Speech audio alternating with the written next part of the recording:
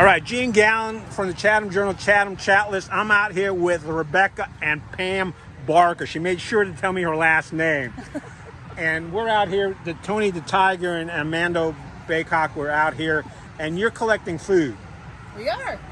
When people who don't know what CORA is, can you tell them what CORA is? Yes. CORA actually stands for Chatham Outreach Alliance. All right. And for over 34 years, we've been serving people facing hunger in our community. All right. So we kind of have our flagship operations in Pittsboro. We have a food pantry. And actually next month will be grand reopening of the food pantry. We have a new pantry that'll be set up like a grocery store to families who need groceries. And we have various programs around the county. We have mobile markets. We have a summer nutrition program for kids.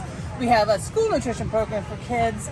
We deliver to homebound families or individuals and seniors. So we just do a lot of programs across the county feeding people who are facing hunger.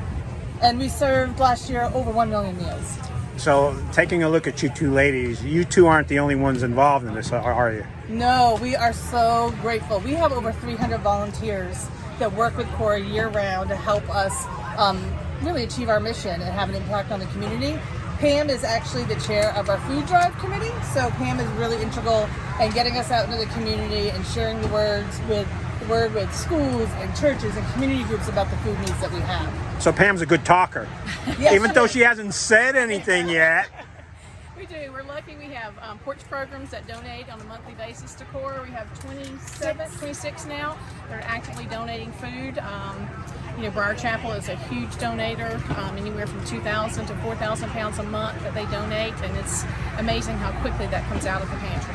All right, let's get into a little bit of nitty gritty. You talked about the pantry and some other things that you do. How exactly does a pantry work?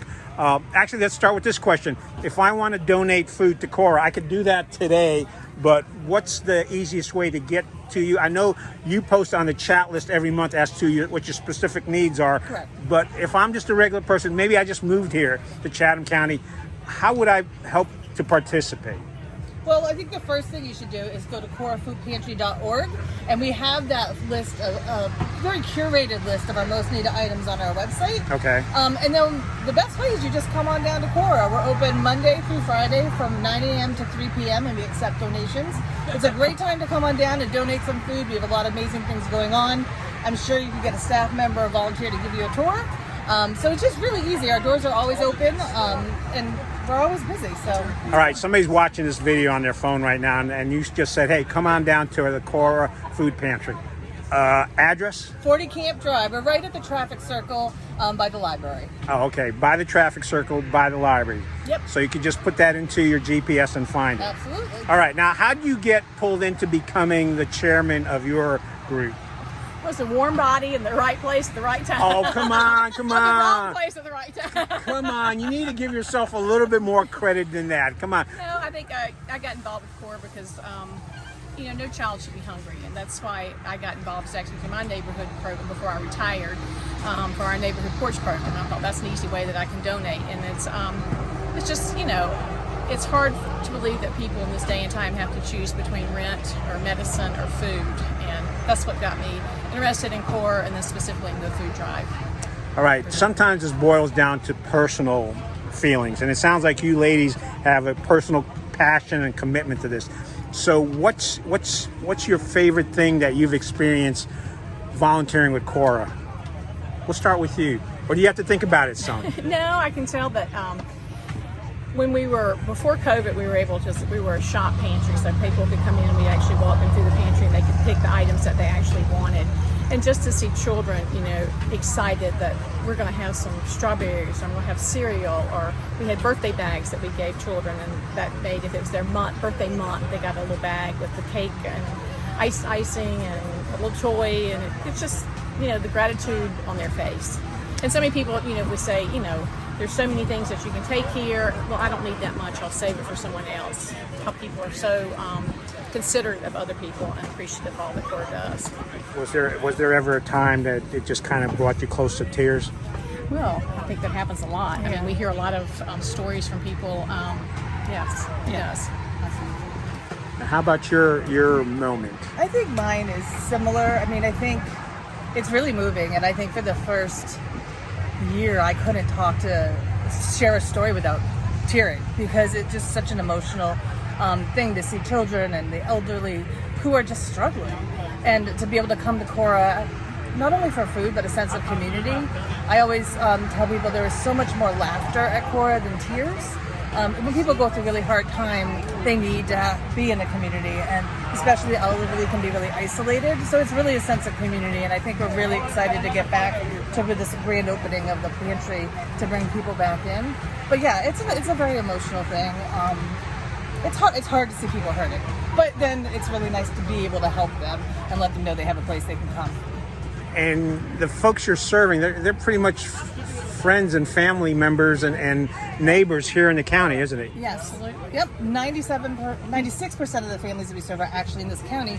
We are very well known outside of the county because of the service that we provide. So we will get people from Durham County, we get people from Wake County, Lee County, Randolph. They all come, and what we do is we do provide them with the food, but then we give them resources in their own community, because if you're driving 45 minutes from Wake County, there's going to be resources supposed to be. But we primarily serve just Chatham County. All right, the new food pantry. You mentioned COVID. Why the new food pantry? So in 2015, the county approved to build a new building for us. We broke ground in 2018. We're reopening it. We're opening it in 2023. We have just outgrown our space. The pantry prior to COVID was run out of I think it's like a 70-year-old old medical building. It's very choppy with rooms because there's a medical building. So when COVID hit, we moved to curbside delivery. So people come, they drive through, we load up their cars. And we've been doing that since March of 2020. And so with this new food pantry, we're going to have a huge building that's a pantry that's like set up as a grocery store. So essentially you're going to a grocery store. Half the building is a warehouse for food. And then our building that we used to exist out of is a community space. It has a lobby, children area. We're going to have a conference room where we can have nutrition classes, or even just hold staff meetings, and some administrative offices. So it's really allowed us to grow.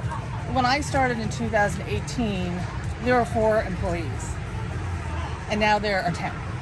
So we've not only, we've expanded our footprint, we extended our staff, but also, we served 1.1 million meals last year, and 5 years ago we were probably serving like 700,000 meals. So, the need has grown, and we're growing with it. We want to be able to meet that need, and this is how we're doing it. You mentioned people can come down to the food pantry and drop off their donations, but you also mentioned you get close to 300 volunteers. So if I come down, drop off some food, or if I don't come down, but I want to volunteer, what kind of volunteer opportunities are out there, and how do I reach out to you? There's on our website, it lists all the volunteer opportunities that we have, and it's anywhere from being in the pantry and taking donations. When people come in and bring donations, we have people who pack bags that we actually are giving to people as they drive through to pick up food. We have people who do our choice table. Since people can't come in and shop inside now, we have a choice table set up with different items on it, so they can get things that they specifically need or that they want. They can also, what are some more in the background? We have people who help with intake, which is they greet the families as they come. They get their information. They might ask, do you have any dietary restrictions? How many people in your family? And then they check them in, and they are able to translate that information to the group of people who are going to grab all the food and bring it out to them. And as we move into the new building, we're going to have a whole bunch of new volunteer opportunities that we're just trying to, wrap our heads around now and what we're going to need. But if you have any administrative skills, or you like doing events, we have so many opportunities. Computer skills. Yeah, computer skills. We're always looking for help. All right, well, let's throw this one out. You got someone who wants to volunteer, but, oh my gosh, I just don't have the time. What do you tell that person? Well, I say that flexible. We're very flexible. Once you become a volunteer, you go through orientation. But if you might say, tomorrow afternoon I have time, you can go on our website and see available shifts. All right, so I have flexibility. Yeah, so we have flexibility. You have flexibility. You don't have to be at the pantry every Monday from 2 to 6 or every Saturday. It's based on your schedule, and it's very easy to sign up and become part of that volunteer corps that we have. And the volunteer can, choose how much time they want to donate and when they want to do that. And it sounds like it's also therapeutic. So if I'm having a tough week at work, I can come in and help out. Absolutely. I think a lot of our volunteers really look forward to coming to CORA. It's not only the camaraderie amongst the volunteers and the staff. It's probably you two that do it. I don't know about that. That's why Rich does it. But yeah. Yeah. But I think there's like, camaraderie, and then you're doing something good for the community, and there's nothing better than knowing that you're doing something to help somebody else. Right. When we started talking, you threw out a whole bunch of things that CORA does. I remember the one about the food pantry, but there was like half a dozen other things. Yeah. So can you quickly go over those things and just explain what they are so people are aware of them? Sure. So we have a mobile market. We have 2 mobile markets every month. When you say mobile market, what do you mean? So how we set this up is on the second Tuesday of the month, we're up at Nature Trail Mobile Home Park. Okay. The 4th Tuesday of the month, we're down by Chatham Hospital at Technology Way. We have food. You come in your car, you pop your trunk, and we put food in your car. It's basically meeting people where they are. Yeah, it's meeting the people who have a hard need time where- getting to the pantry. Exactly, because 70% of the people who visit the pantry don't live in Pittsboro. So we realize that we need to get where the need is. And so those are our 2 mobile markets that we hold monthly. And then we do different mobile markets with Siler City Police Department. We'll do one with them. We might do something with Piedmont Health. So that's our mobile market concept. We have, what's really important right now is summer nutrition for kids. So our program is called SNACK. And so starting next week for 10 That's SNACK? Okay. Summer Nutrition Assistance for Chatham Kids. I remember that. There will be a test after I this know. now. So starting next week for 10 weeks, we provide free groceries to children who are in school. So through the middle of August, we provide 3 meals a day, food for 3 meals a day, and snacks. Last summer, we served over 1,300 students. We're expecting to do the same. Or a little So bit it sounds more. like some people don't realize that there's a need during summer when the Yeah. kids are out of school, Yeah. but they 50% of children in Chatham County schools get free or reduced lunch. okay. There's a 14% food insecurity rate in this county for children, so there's a tremendous need. And this is just a really great way for families who are struggling to just get a little bit of relief over the summer. And it's really wonderful because we distribute the food at 14 locations across Chatham County. So really wherever you live, there's going to be a distribution site that's going to be close by. So it goes back to what you say, you're not just in Pittsburgh, you're reaching out to where the people have the need. Exactly. All right. Chatham County. Any other services? We have CORA packs, which we just started this year. It's the school time version of snack. Okay. So it's a little bit different. And people can be familiar with the backpack program where kids take food and they bring it on the bus every Friday. But I always think of my son when he was a little kid and how much that backpack would weigh. And so what we do is once a month we deliver a box of food to your home for weekends and school breaks. So it's kind of the same concept of snack just during the school year.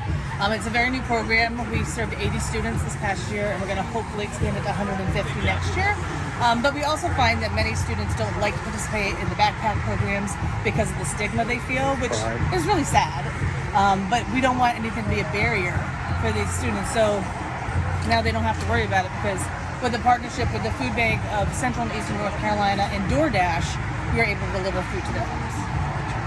And then I think the last thing is our delivery, which is another DoorDash program and volunteer program where if you're a senior or you're homebound and you need groceries, you can get on our delivery list. And so once a month, we send out groceries to your home so you don't have to worry about it. All right, well, some people wear their hearts on their sleeves, but you guys apparently wear it on the front of your t-shirt.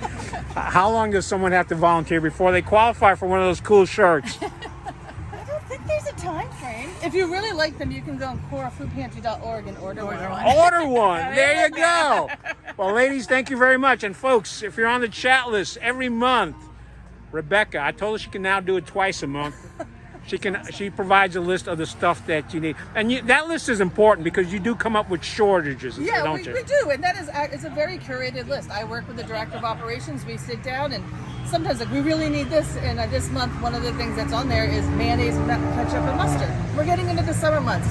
Who has a hot dog without any ketchup on it? So it's a thoughtful list. Wait a minute. I don't want a hot dog with ketchup on it. I've outgrown ketchup. Mustard. We'll see, mustard. Rebecca's regressed to her childhood. She wants ketchup on her Ketchup hot on the dog. hot dog. But look, it doesn't matter. Kids out there want ketchup on their hot dogs. So you said ketchup, mustard, and what was the other? Mayonnaise. And mayonnaise. All right. Stay tuned to the list. Ladies, thank you so much. Appreciate your time. Thank Thank you. you.